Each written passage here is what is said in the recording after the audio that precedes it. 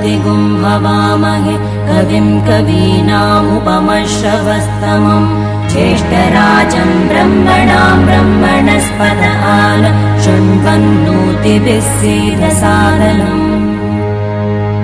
ॐ महागणपतये नमः।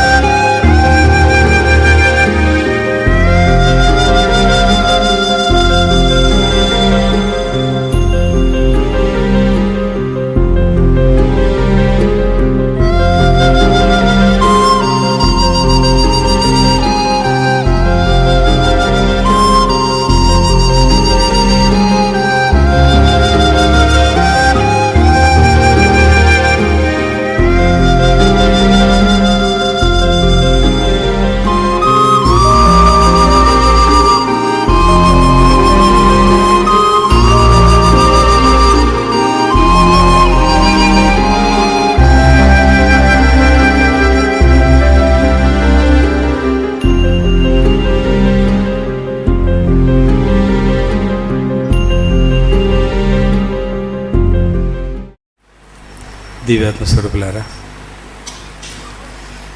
మానవజన్మ, పరిపూర్ణమైన మానవజన్మ చాలా కష్టంగా దొరికింది. చాలా కష్టంగా మానవుడు సంపాదించాడు. మానవుడు ఒక జన్మ గుడ్డి, ఒక జన్మ భిక్షగాడు, ఒక జన్మకు వ్యభిచారిణి, ఒక జన్మకు పెళ్ళి కాలేదు, ఒక జన్మకు పెళ్ళి అయిన తర్వాత నరకాన్ని అనుభవించారు, పిల్లలు మంచివాళ్ళు కాక, చెవులున్నా వినబడవు, కళ్ళున్నా చూడలేదు, గుడ్డి గోని, రకరకాల జన్మల తర్వాత ఒక్కపారి మానవుడికి పరిపూర్ణ శరీరం దొరుకుతుంది. దాంతోపాటు అన్నీ ఫిక్స్ ఉంటాయి. తలకాయకు అన్నీ చక్కగా ఫిక్స్ చేస్తాడు. చూడగలడు, వినగలడు, మాట్లాడగలడు, మంచి ముక్కు, మంచి ముఖం, మంచి ప్లాస్టరింగ్, ఇవన్నీ ఉన్నాయంటే ఎన్నో జన్మల తర్వాత ఒక్కపారి మానవుడికి పరిపూర్ణ జన్మతో పాటు, పరిపూర్ణ శరీరంతో పాటు చూడగలడు, వినగలడు, మాట్లాడగలడు, ఆలోచించగలడు, మంచి జాబ్, మంచి తల్లిదండ్రి, తెలివైన తల్లిదండ్రులు, బలమైన తల్లిదండ్రి, మంచి ఇల్లు, మంచి వాడ, మంచి దేశంలో పుట్టాడు, మంచి గురువుగారు దొరికాడు అంటే ఈ జన్మ మాటికి మళ్ళీ దొరకదు. ఇలా జన్మ దొరికినప్పుడు మానవుడు దీన్ని మిస్యూజ్ చేయదు, యూజ్ చేయాలి. అలా యూజ్ చేసుకున్న వాళ్ళు, మిస్యూజ్ అయిన వాళ్ళు మహాత్ములు, మహాపురుషులు. ఇంద్రలోకంలో మంచి సభ, నాట్యం చేసేవాళ్ళని పిలుచుకొచ్చారు, ఇంద్రుడు పిలిచారు. అందరూ చక్కగా నాట్యం చేస్తున్నారు. చిత్రలేఖ చాలా బలమైంది, ఆమె పిలిచారు. ఆమె తోడు ఇంకొక అమ్మ ఉంది. ఆమె నాట్యం చేస్తే దేవతలు అలా పోయేవాళ్ళు నిలిచిపోవాలట. అంత చక్కగా నాట్యం చేస్తుంది. ఆ నాట్యం చేస్తూ చేస్తూ అక్కడ 2 జింకలు కలిసి ఆడుకుంటున్నాయి. అది ఒక మంచి వనం. వనం మధ్యలో ఏర్పడింది ఆటలు పాటలు, వాళ్ళ మీటింగ్లు. అప్పుడు ఆమె తప్పుడు అడుగులు వేసింది. ఆ జింకల్ని చూస్తుంది. భార్యాభర్తలు తప్పుడు అడుగులు వేస్తుంది. వేస్తే అప్పుడు నువ్వు భూలోకంలో జింక అయిపో అన్నాడు. శాపం పెట్టాడు. మరి స్వామి ఎలా నేను తిరిగి రావడానికి? ఇంద్రుడిని మళ్ళా శాంతమైనాక అడిగింది, అలా స్వామి నేను మళ్ళీ తిరిగి రావడం ఎలా? గొప్ప కార్యం చేస్తావు, ఎందుకు నా నోటి నుంచి అలా వెళ్ళిందో నాకు తెలియదు, అది కూడా భగవత్ సంకల్పం అని అంటాడు. జింక అయింది. జింకల మధ్యలో తిరగడం మొదలుపెట్టింది. ఒక సమయం వచ్చింది. కశ్యప మాముని కొడుకు విడాంబకుడు,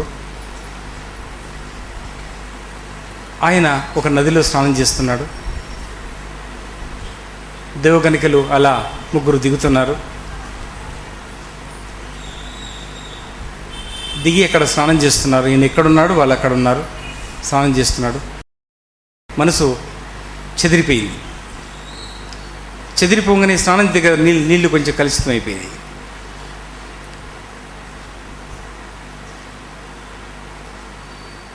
ముని బాధపడి స్నానం చేసుకొని వెళ్ళిపోయాడు. అంతలో జింకల గుంపు వస్తుంది. ఈ చిత్రలేఖ ఆ గుంపుని వదిలించుకొని పరిగెత్తుంది. పరుగులు తీసుకుంటూ ముందుకు వస్తుంది.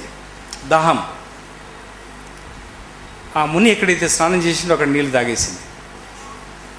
అక్కడ పెండ నీరు తాగేసింది. దాహం ఏంది? దైవం చేసిన విచిత్రమైన లీల, ఒక విధమైన శక్తి అది. ఆ నీరుని ఎవరు తాగకూడదు, ఆమెనే తాగాలి. గర్భవతి.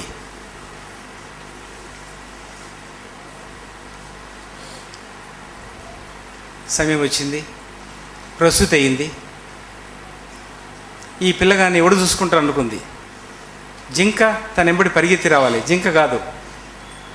జింక అయితే 18 నిమిషాల్లో గంతులు వేస్తుంది తల్లి ఎంబడి. 18 నిమిషాల్లో తయారు కావాలి. తల్లి తన నాలుకతో నాకేస్తుంది కాళ్ళని ఫస్ట్, తర్వాత మెదడిని, తర్వాత ముక్కుని నాకేస్తుంది. నన్ను గుర్తుపట్టు, నా బిడ్డ నువ్వు, నీ తల్లి నేను. ఆ రకంగా చేసి చూసింది. లాభం లేకపోయింది. అంతలో విభాండకుడు ముని అక్కడి నుంచి వెళ్తున్నాడు. వెళ్తుంటే చూసింది, ఈయన నా భర్త అయి ఉంటాడు, ఆయన కొడుకు ఈయన గొప్ప చెప్పాలనుకుంది. ఆలోచన చేసింది. చేసి చెట్టు వెనక పోయి దాగుంది. చూసుకున్నాడు. ఇదేంటి నా సంతానం అనుకున్నాడు. ఎలా వచ్చింది అనుకున్నాడు. ఆశ్చర్యపోయినాడు. ఇది ఏమైనా పర్వాలేదని తీసుకొని వెళ్ళాడు. పెంచాడు. ఆయన్ని వృషశృంగి మహాముని. ఆయనకు ఒక కొమ్ముతో పుట్టాడు, జింక కొమ్ముతోటి. ఆ జింక ధ్యానంలో తపస్సులో మునిగిపోయింది. ముని దర్శనం చేసుకుంది. ఆమె పాపకర్మ దూరం అయిపోయింది. దైవాన్ని ప్రార్థించింది. అంతలో ఒక వాంతి చేసుకుంది. ఆ వాంతిలో తన కొమ్ములో నుంచి అన్ని కొమ్ములు మొదలయ్యాయి. పూర్తి వనం అయిపోయింది. అక్కడ వనమై చిత్రాంగిని అనే పేరుతో ఇది అక్కడ ఉద్భవించింది. జపాన్లో మదరిల్లా టంగ్ అంటారు. మన వాళ్ళు అత్తమ్మ గారి నాలుక అంటారు. ఈ చెట్టుని ప్రార్థించడం వల్ల, పూజించడం వల్ల, లగ్నం సరియైన సమయానికి కాక ఇబ్బందులు రావడం వల్ల, అత్తకి కోడలికి పడినప్పుడు, భర్తకు భార్యకు పడినప్పుడు, అశాంతి గురైనప్పుడు, అశాంతి ఎదురైనప్పుడు, కాల్చుకోలేని బుద్ధి పుట్టినప్పుడు, విషం దాగలని ఆడపిల్లకు బుద్ధి పుట్టినప్పుడు, భర్తకి స్త్రీని వదలాలని బుద్ధి పుట్టినప్పుడు, చెడ్డ బుద్ధులు చెడ్డ ఆలోచనలు వచ్చినప్పుడు, లగ్న గడియ బాగలేక కావచ్చు, లేక ప్రేమించి పెళ్లి చేసుకోవడం వల్ల ఈ నష్టాలు కష్టాలు వస్తాయి. ఈ చెట్టు ప్రదక్షిణ చేయడం వల్ల, చిత్రాంగిని పేరు తీసుకొని పూజించడం వల్ల నానా రకాల ఇబ్బందులు తొలగి భార్యాభర్తలు సుఖంగా ఉంటారు. అత్త మీద కోడలికి, కోడల మీద అత్తకి మీకు తెలిసిన విషయమే. అవన్నీ చక్కగా దూరం అవుతాయి. గుణం అంటే చెప్పలేను. కర్మదోషం వల్ల, పాపకర్మ వల్ల, లగ్న గడియ బాగలేకపోవడం వల్ల వచ్చిన చిక్కులు ఉంటే సులభంగా ఈ ప్రదక్షిణాలు చేస్తే చక్కగా దూరం అయిపోతుంది. ఈ మూలిక చాలా చక్కగా సాయిగీతాసులో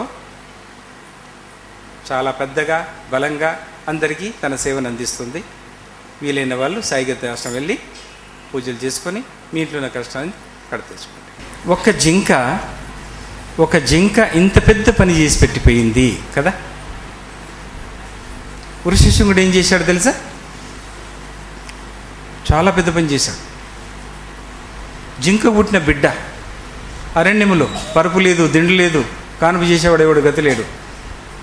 ఆయన ఏం చేశాడు?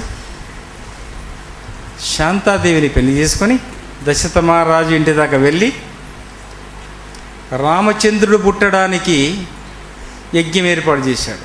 పుత్ర కామేష్టి యజ్ఞం ఏర్పాటు చేసి ఆ ప్రసాదం తీసుకొచ్చి దశరథ మహారాజు చేతికి అందించాడు.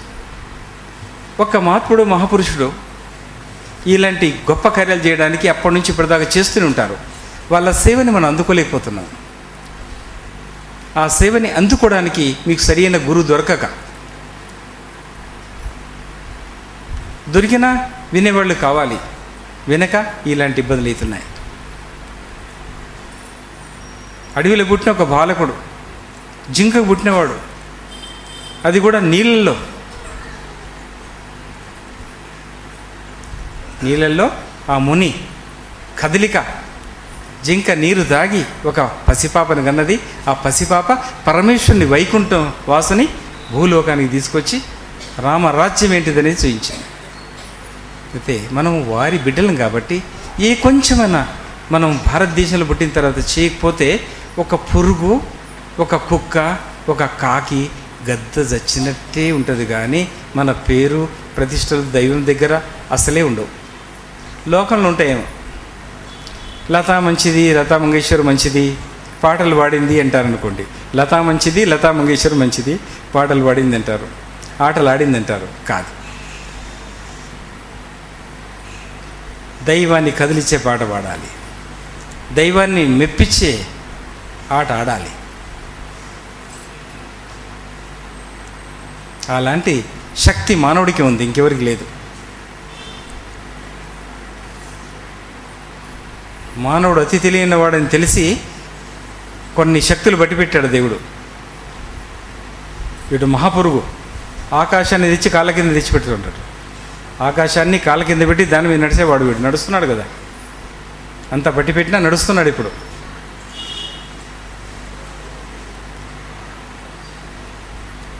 జింక అయితే 18 నిమిషాల్లో గంతులు వేస్తుండే తల్లింబడి. మనిషి కాబట్టి వేయలేదు. అందుకని ఆలోచించింది, చిత్రలేఖ ఆలోచించింది. అయితే ఒక పామును తీసుకొచ్చి నీళ్ళలో వేయండి, ఈత్తది. ఇంట్లో పెంచండి. ఒక ఏనుగును పెంచండి, 10 ఏళ్ళు నీటిలో పడేయండి, ఈత్తది. దానికి మంచి చెడ్డంతో తెలివితేటలు ఉంటాయి. ఈ మనిషి నేర్చుకోవాలి, ఓడ్చుకోవాలి, సాధించాలి. అప్పటికి కూడా పతనం అవుతూనే ఉంటాడు. పతనం కావడానికి కారణం ఏంటిది? ఓవర్ కాన్ఫిడెన్స్, అతి తెలివి, పిచ్చి తెలివి. మా అయ్య ఎమ్మెల్యే, ఏమయ్యా నేను ఎమ్మెల్యే కొడుకుని అంటాడు, నేను మినిస్టర్ కొడుకు అంటాడు, కలెక్టర్ కొడుకు అంటాడు.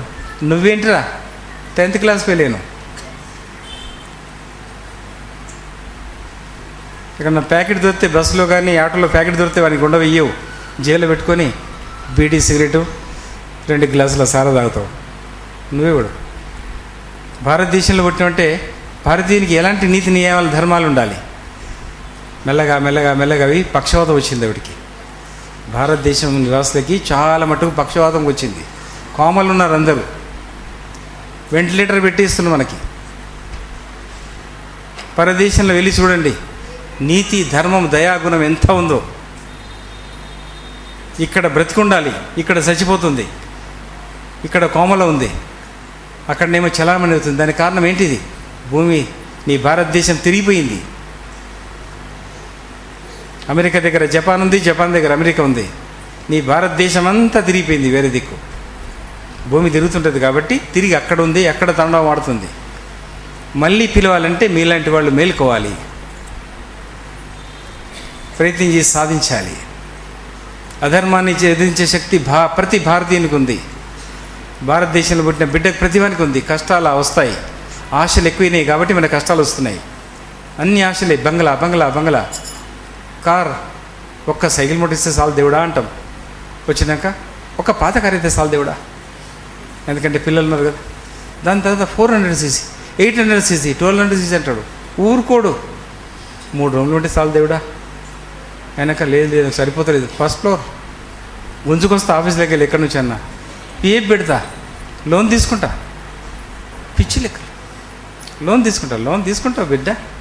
30,000 జీతం ఉంటే 3 రూపాయలు ఇస్తాయి నీకు నెలకి. 3,000 తీసుకొస్తాడు. సాగలోనికి ఇస్తే మంగళూరుకి మిగిలేదు, మంగళూరుకి ఇస్తే సాగలోనికి మిగలదు. అట్లా లోన్ అంటాడు. అంటే లోన్ పెడతా, భార్య పెట్టమంటుంది. తీసుకురండి అంటే పోతే పోయింది. మా అలా అమ్మగారి కిరాయిలు వస్తాయి కదా ఇస్తా అంటాడు. అమ్మగారి కిరాయిలు వస్తాయి కదా నేను ఇస్తా అంటుంది భర్తకి. తీసుకొస్తాడు. వాడి జీతం 20,000, 2,000 జీతం వస్తుంది. అన్నీ కటింగ్ అవుతున్నాయి. నాన్నగారు చచ్చిపోయిండు, కోపం వచ్చి బిడ్డ తీసి ఇంకోనికి ఇచ్చిండు మా ఆస్తి. అమ్మగారికి అయిపోయింది. వచ్చిన కారు, బిల్డింగ్ అమ్ముకున్నాడు మళ్ళా. ఇది అధర్మంగా నడుస్తున్నాడు భారతీయుడు. భారతీయుడు అధర్మంగా నడవద్దు. ఏం పుట్టుక చూడండి. విశ్వశృంగి మాముని ఏంటి ఇవి, ఎలాంటి మహాత్ములు. కశ్యప మాముని ఏంటి, ఎలాంటి తల్లి పుట్టాం మనం. మన తల్లిదండ్రి కాదనుకోవచ్చుమా, మన తల్లిదండ్రే వాళ్ళు. వారికి పుట్టిన సంతతి ఇది. లేకపోతే మీరు భజనకు రారు, చప్పట్లు కొట్టరు, రామ అని అనరు, ఆవుకి దండం పెట్టరు, ఇట్లా అంటారు.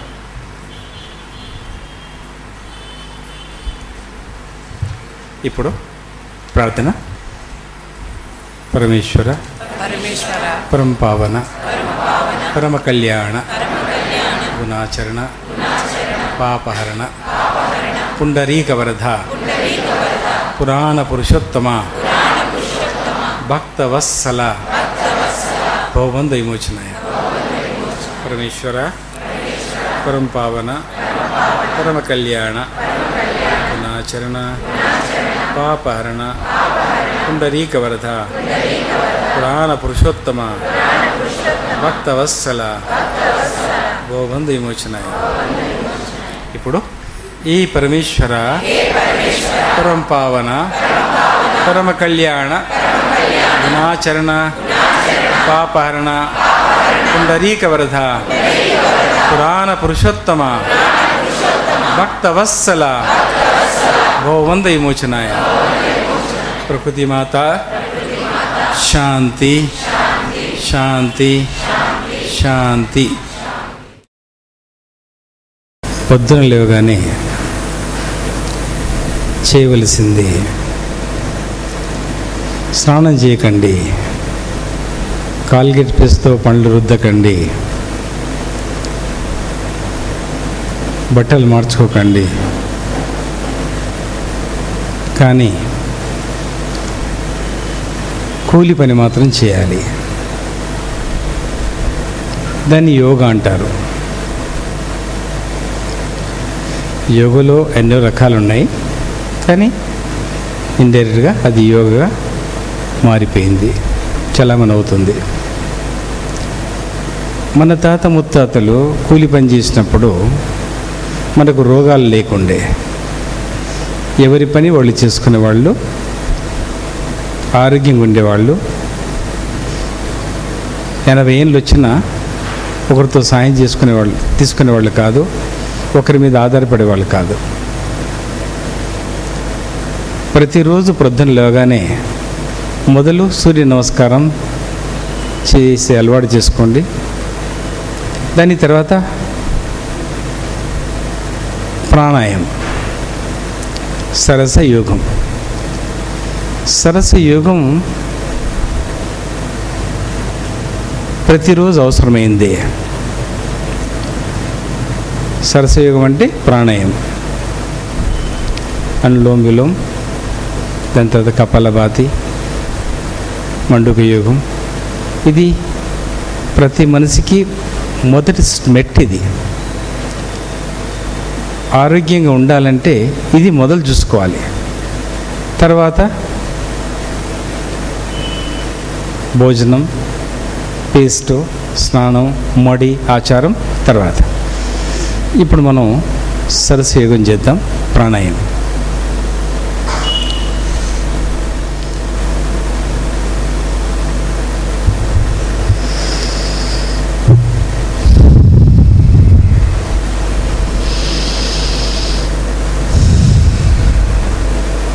అందరూ కుడి చెయ్యి, ఎడమ చెయ్యి వాడొద్దు, అందరూ కుడి చెయ్యి.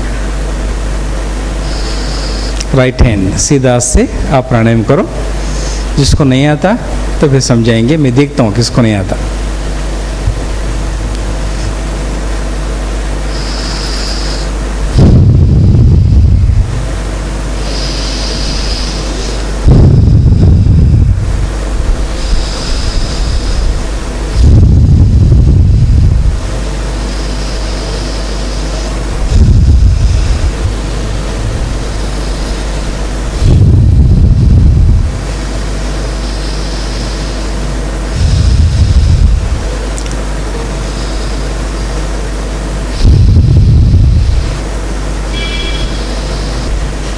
साई अनुग्रह ఒక్క పరి దొరికితే చాలు.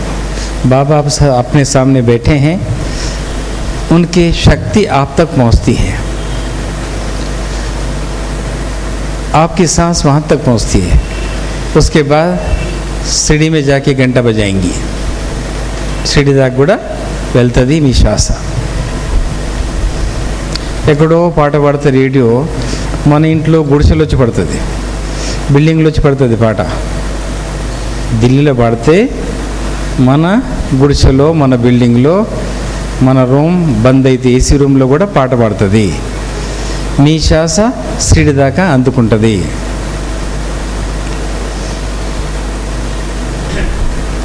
దీనివల్ల మీరు 100 సంవత్సరాలు జీవించవచ్చు. ఇది లేకపోతే ఏ రోగం, బీపీ, హార్ట్, కిడ్నీ కొట్టుకుపోతుంది. ఇది ఖచ్చితంగా చేసి తీరాలి. పండ్లు తోమకండి. కాల్గేట్ పేస్ట్ ఉంటే పల్లీలు కొనే జాగాల కాజు కొనుక్కోవచ్చు, కాజు కొనే జాగాల బాదాం కొనవచ్చు. జమ చేస్తే పైసలు బాదాం కొని తినొచ్చు. కాల్గేట్ పేస్ట్ కంపల్సరీ కాదు. మన పాత వాళ్ళు వేడి వేడి నీళ్ళతో పొక్కులి చూసేవాళ్ళు, బొగ్గుతో శుభ్రం చేసేవాళ్ళు, యాపులతో శుభ్రం చేసేవాళ్ళు, 100 ఏళ్ళ దాకా శనిగలు నమలేవాళ్ళు, పల్లీలు నమలేవాళ్ళు, బొక్కలు కొరికేవాళ్ళు. బొక్కలు కొరికేవాళ్ళు, కొట్టేవాళ్ళు కాదు, కొరికేవాళ్ళు.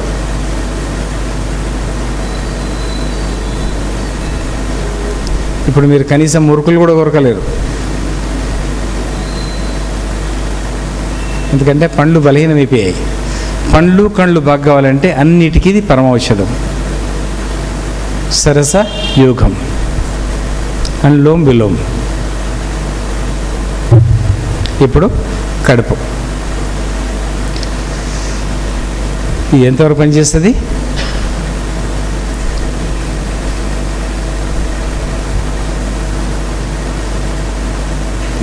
మనం ప్రయత్నం చేస్తే కదా పనిచేసేది. ఇది కడుపు కదిలియడం. దీంతో కూడా యుద్ధం చేస్తారు. యుద్ధం చేయొద్దు, కడుపున జాగాలు ఉంది.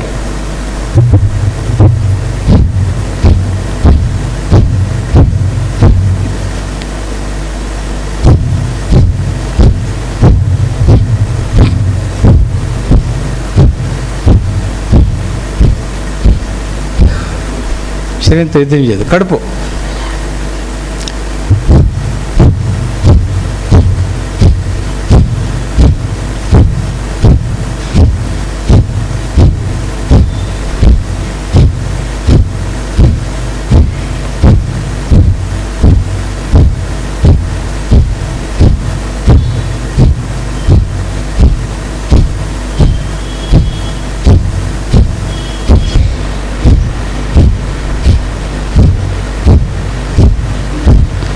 కడుపు నొస్తుంది అంటే మీరు అన్నం తినకండి, నీళ్ళు మాత్రమే తాగండి, గంజి తాగండి.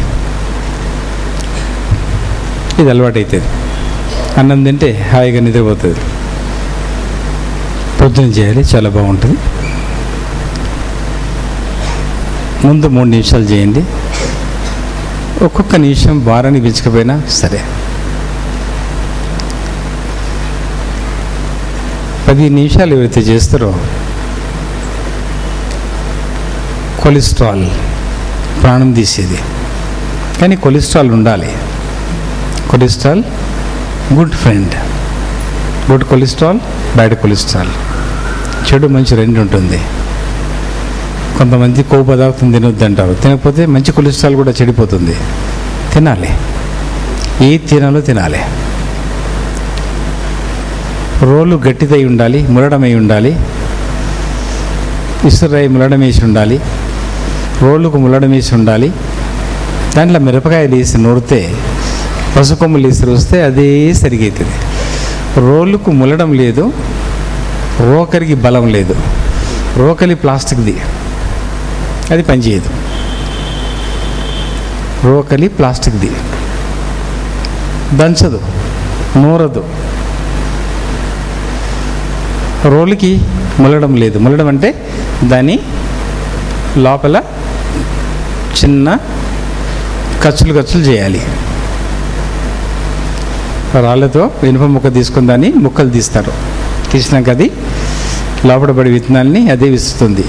ముల్లడం మనం వేయాలంటే ఇది మండుక యోగం చేయాలి. ఏం చేయాలి? మన స్టమక్కి ముల్లడం వేయాలి అంటే, జీర్ణకోశం పదనగా ఉండాలంటే ఈ మండుక యోగం చేయాలి.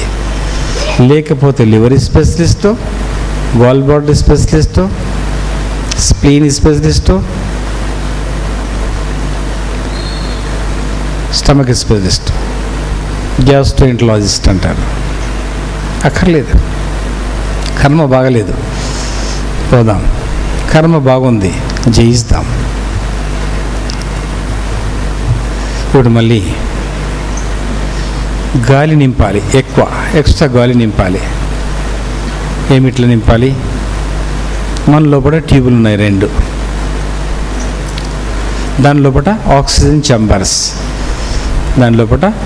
చెంబర్స్. మన అంగూరు లాంటి గుతులు ఉంటాయి లోపల. అంగూరు లాంటి గుతుల లోపల మనం పీల్చే గాలి లోపల నింపుకొని పెట్టుకుంటుంది. లోపల నింపుకొని అవసరాన్ని బట్టి విడుస్తుంది. ఎలా ఉంటాయి? చిన్న అంగూరు, బేదాన అంగూరు ఎట్లా ఉంటాయో అలాంటి అంగూరు లోపల ఛాంబర్స్ ఉంటాయి లోపల.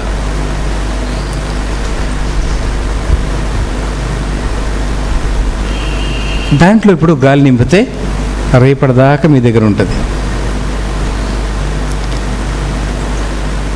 రాత్రి మనం ఈ సాయంత్రం ఇడ్లీ నానేస్తే పొద్దున ఇడ్లీ తినొచ్చు. దోశ పిండి నానేస్తే పొద్దున దోశ తినొచ్చు. అప్పుడప్పుడు తినలేం. పెరుగు తోడేస్తే పొద్దున తినొచ్చు. ఈ గాలి ఇప్పుడు నింపుకుంటే రేపటిదాకా హార్ట్ అటాక్ రాదు.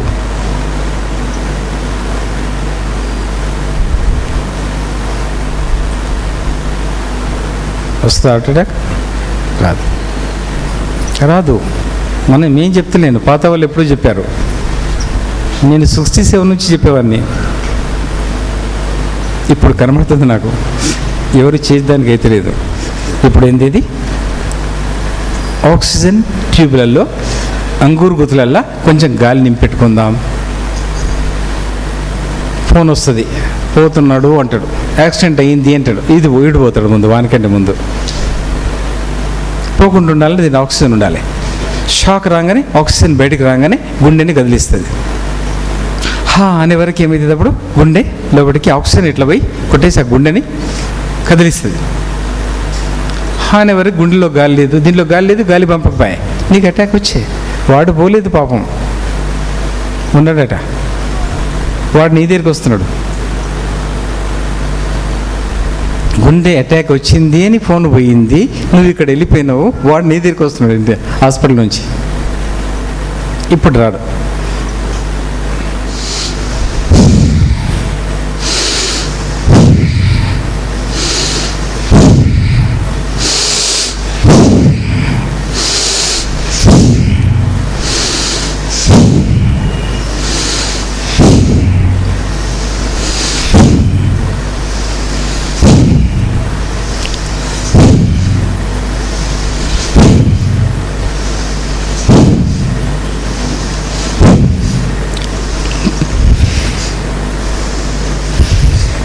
కళ్ళు తెరవద్దు, కళ్ళు మూయండి.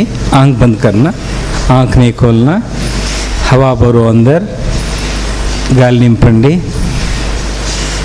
ఊరిళ్ళు బ్రతకండి.